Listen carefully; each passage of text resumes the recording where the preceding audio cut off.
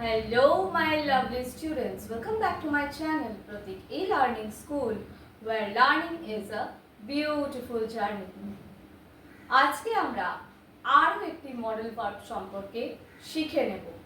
তবে ভিডিও শুরু করার আগে বলে দিই, যাদের আমার ভিডিও পছন্দ হচ্ছে তারা অবশ্যই চ্যানেলটিকে সাবস্ক্রাইব করে পাশে থাকা বেল আইকনটি প্রেস করে দেবেন।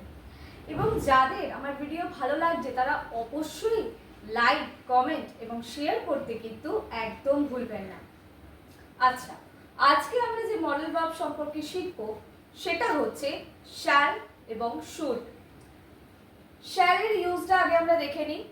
আচ্ছা, শ্যাল আমরা কখন ব্যবহার করি না, ফিউচার টেন্সে আমরা উইল বা শ্যালের ব্যবহার করে থাকি। এইবার আজকে আমরা উইল নয় শ্যাল দিয়ে শিখব। দেখো, ইউজেস অফ শ্যালের প্রথম যেটা কাজ রয়েছে বা প্রথম যে ইউজটা রয়েছে সেটা হচ্ছে টু এক্সপ্রেস সিম্পল ফিউচার।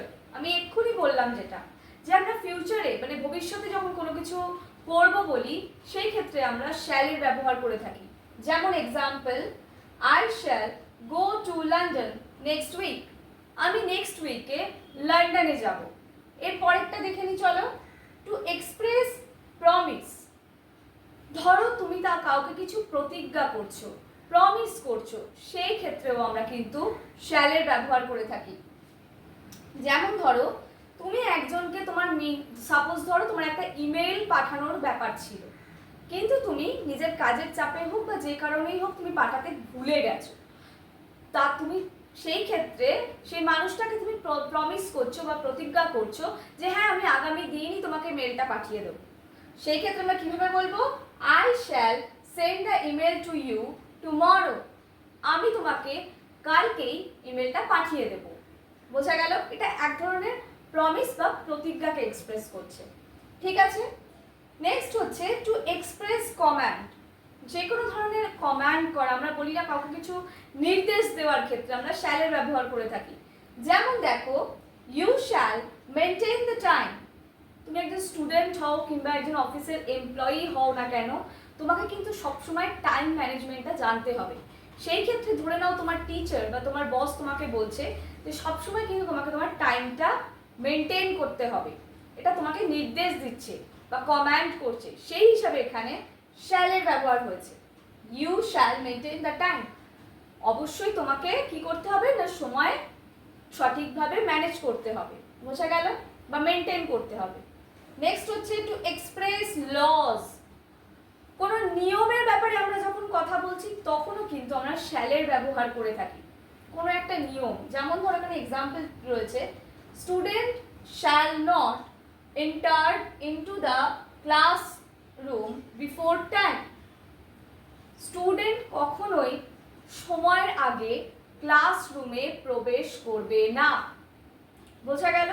সেই হিসাবে এখানে লেখা হয়েছে যে student shall not enter into the classroom before time.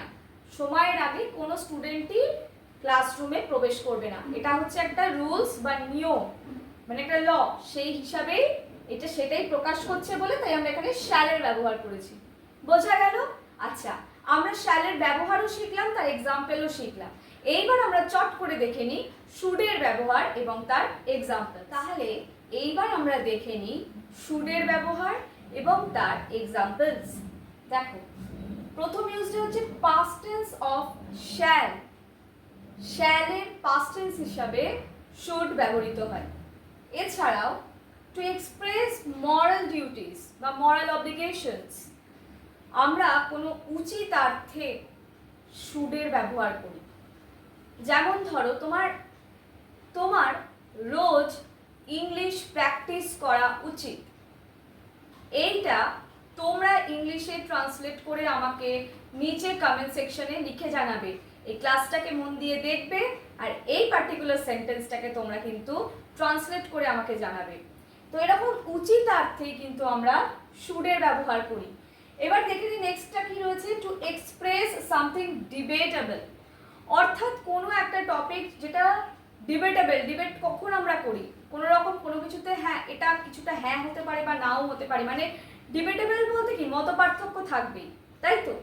তো যে টপিকটা ডিবেটেবল মানে এটা হওয়া উচিত নাকি উচিত নয় সেই রকম, সেই ক্ষেত্রে আমরা কিন্তু শুডের ব্যবহার করে থাকি। যেমন নাম্বার 2 ফার্স্ট এক্সাম্পলটা আগে আমরা দেখি কি রয়েছে।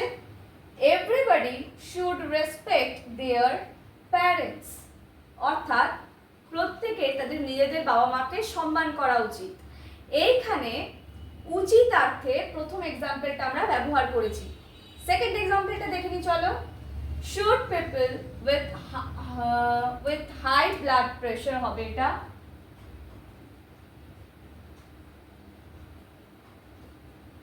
Should people with high blood pressure have salt?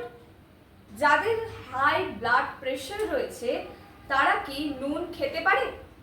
তো এটা একটা ডিবেটেবল টপিক হিসেবে ইউজ হয়েছে, অর্থাৎ এটা খেতে পারে নাকি পারে না, সেই ক্ষেত্রে এটা ডিবেটেবল বলে তাই এখানে শুডের ব্যবহার হয়েছে। বা এটাও বলা যায় যে যাদের হাই ব্লাড প্রেশার রয়েছে তাদের কি নুন খাওয়া উচিত নাকি উচিত নয়, সেটাও হয়, তবে এটা ডিবেটেবল সেই হিসাবেও। ঠিক আছে, তাহলে আজকে আমরা শ্যাল এবং শুডের ইউজেস গুলো জেনে নিলাম। শুধু তাই নয়, তার এক্সাম্পলসও আমরা কিন্তু দেখে নিলাম। যদি কোনো অসুবিধা থাকে তাহলে অবশ্যই কমেন্ট সেকশনে কমেন্ট করে জানিও আমাকে। আজকের মতন তাহলে এই পর্যন্তই, দেখা হচ্ছে আবার পরবর্তী ভিডিওতে।